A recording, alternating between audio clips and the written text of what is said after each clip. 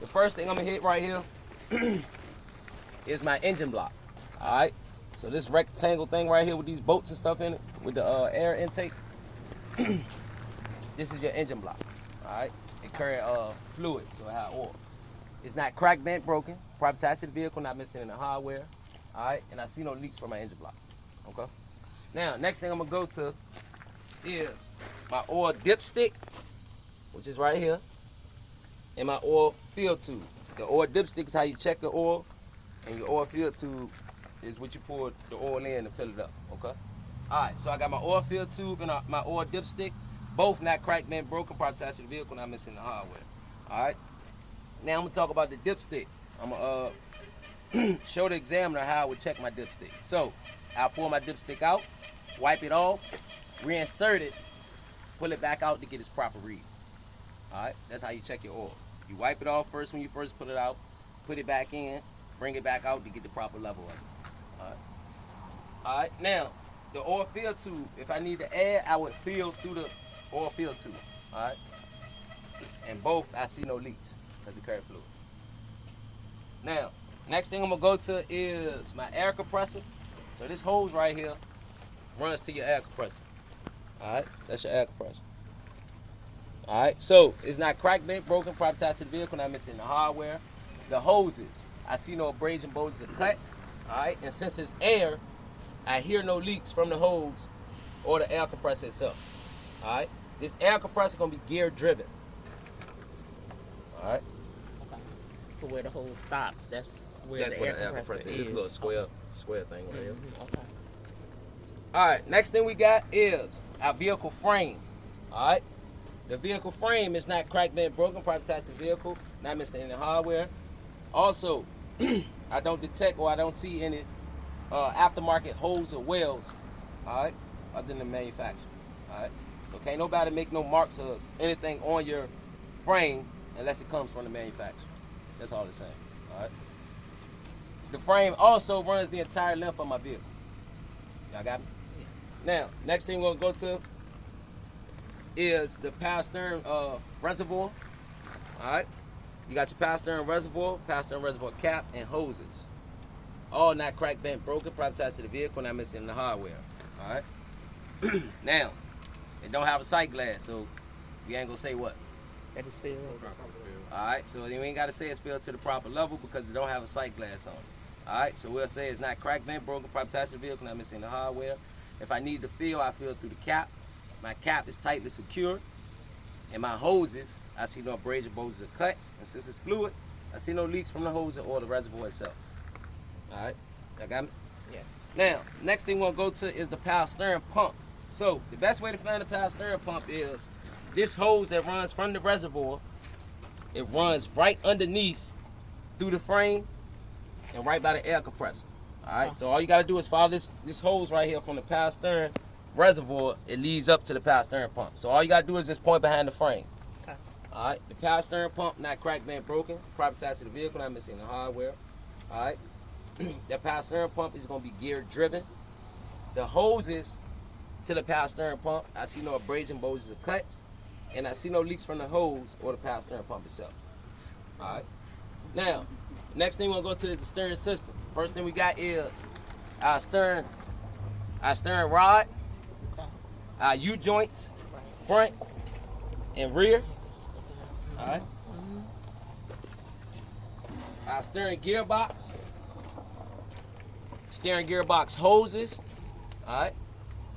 Pitman arm, castle nut and carter pin, front and rear.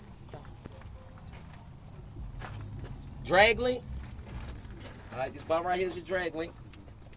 And the last one is your steering knuckle. All right, where the other castle nut and carter pin is. Right there. Okay. And then you got your tie rod. All right, so this your tie rod right here is connected to the wheel, right on the steering arm. So that's your tie rod. All right, now being that it's all one system, now I'll say all components or all parts are not cracked, bent, broken, proper attached to the vehicle, not missing the hardware. All right. Now we'll say the special things in our steering system. So the steering gearbox is going to be gear driven. All right. The hoses to the steering gearbox, I see no abrasion, bulges, or cuts. And I see no leaks from the hoses or the steering gearbox itself. All right. Next thing we'll go to is the suspension system. So I got my front leaf spring mount. This will hold the leaf spring in. Front leaf spring mount. The rear leaf spring mount. That. Yep, that piece right there. Yep. The actual leaf spring. This whole right here, right? Mm-hmm. Okay. That double stack, the triple stack thing right there. Okay. Leaf spring, U-bolts. All right. And last but not least, the shock absorber. Shock absorber. All right. So, like I said, being that it's one system, we'll say all components or all parts are not cracked, bent, broken. Proper size of the vehicle, not missing the hardware. All right. The leaf spring can't have more than 25% missing, or I'll put this vehicle out of service. Okay. Shock absorber, sensor current fluid, I see no leaks. Next thing we'll come to is our outer braking system. So, we got our brake chamber hose, the brake chamber locking ring, which goes around the actual brake chamber. So, brake chamber locking ring, brake chamber. Next thing we got is our push rod. So, this whole piece right here is your push rod. And then last but not least is your slack adjuster. All right. So, being that it's all in one system, we'll say all components or all parts are not cracked and broken. Proper size of the vehicle, not missing the hardware. All right. Now, the hoses, I see no abrasion, bulges, or cuts, and I hear no leaks from the hoses or the brake chamber itself because it carry air. All right. Push rod can't have no more than 1 inch of free play with the brakes off and the wheels chalk.